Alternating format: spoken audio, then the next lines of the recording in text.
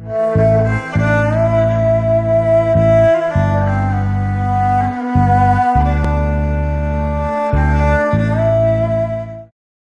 یوحنا یاسسیان جیه ریسپی جگایوسی حزکریه کو از براستی جی حزدکم ره. حزکریو وکو جانتا در راحتیه دیه از دعا دکم کو تو ده همو تشتان ده در راحتی و ده ساغیه ده بی. از گلک شابوم چاقی کو چند برا هاتن و لسر دلسوزیات دیا جر راستیه را شاهدی کرن که تو چاوا در راستیه در ریوه ده چی. جبو من جوه یکا که از دبهیزم زاروکی من در راستیه در ریوه ده چن شاهیه که مزنتر تونه.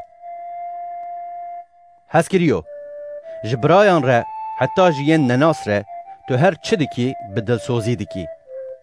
وان لبر جوینا باورمندان لسر حسکرنا تا شاهدی کر.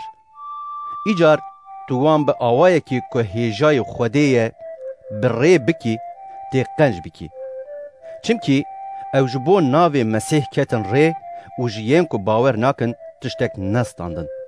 لوما دوی ام ین وها قنج قبول بکن داکو ام جراستی ره ببن حوالکار.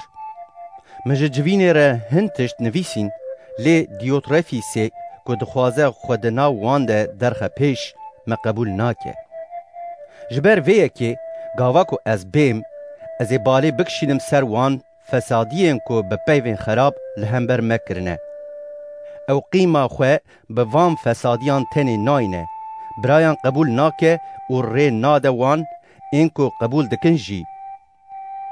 بسر ده جی او وان ججوین داویجه دروه. حسکریو تو چاوه خواه نده تشتی خراب. لی بده تشتی قنج. یکو قنجیه دکه جو خودیه. یکو خرابیه دکه خودی ندیتیه. حمول سر قنجیا دیمیتریوس شاهدیه دکن حتی راستی بخوشی شاهدیه دکه.